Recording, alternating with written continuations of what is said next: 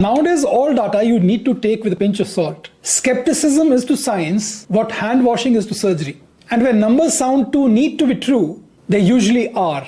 Like when the ISHRS, the International Society of Hair Restoration Surgeons, releases its annual census and states that the number of hair transplants performed in North America is comparable to the numbers across the entire Asian continent. One does not need to be conspiratorial to be skeptical, because the numbers themselves refuse to add up. Asia contains over half the world's population, houses some of the fastest growing cosmetic practices, including countries where hair transplant surgery is not a niche subspecialty anymore, but a mainstream medical service. To suggest parity with North America is not merely optimistic, it borders on statistical fiction. But it definitely does not describe the world as it currently exists. But to be fair to ISHRS, this data is not malicious. It does what it is designed to do. It merely captures a snapshot of its own membership. Only the error lies in extending that portrait outward and calling it a global map. Measuring global hair transplant volumes using this ISHRS data is rather like measuring sea level with a single tide gauge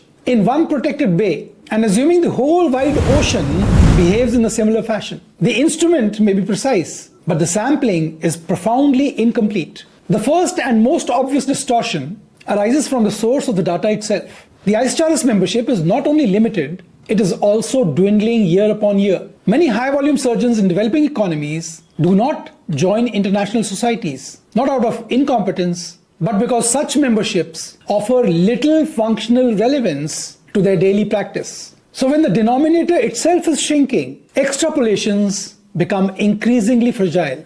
ISHRS membership and survey participation are highest in North America and Western Europe. By contrast, regions such as India, like China, Southeast Asia, Africa, and the Middle East, where hair restoration markets are expanding at breakneck speed, are vastly underrepresented. External market analysis consistently suggests that countries like India and Turkey alone account for procedural volumes that dwarf those of entire continents. And the contrary is being reported by ISHRS. When the ISHRS census reports that 1 full quarter of global procedures of hair transplant occur in North America, what it is in fact reporting is that a quarter of ISHRS member-reported procedures occur in this continent. Conflating the two is a categorical error.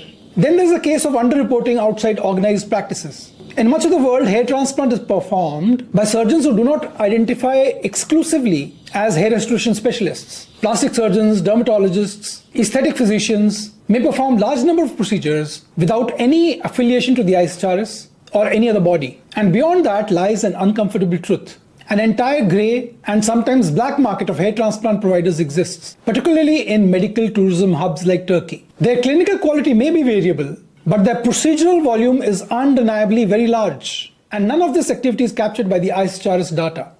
From a statistical standpoint, this is a classical selection bias. From a clinical standpoint, it is willful blindness. And the problem worsens when extrapolation replaces observation. This assumes that the behavior of a small, self-selected professional cohort mirrors global practice patterns. In epidemiology, such an assumption would be laughed out of the room. Estimating global surgical volumes is akin to estimating the incidence of tuberculosis using data from private hospitals in affluent neighborhoods. You get what I mean? Transparency, or the complete lack of it, further erodes confidence. Survey response rates are inconsistently reported, and non-response bias is swept under the carpet.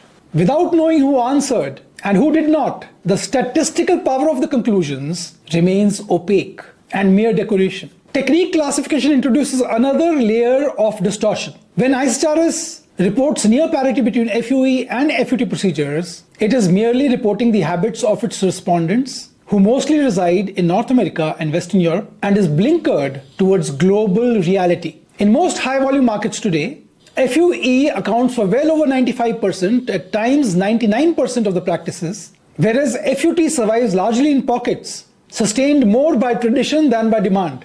To present this as a balanced global landscape is to mistake nostalgia for relevance. But do these factors render the ISHRS survey completely irrelevant? No, they do not. Because ISHRS has defined its limit. Extrapolation is the problem. Thank you for watching.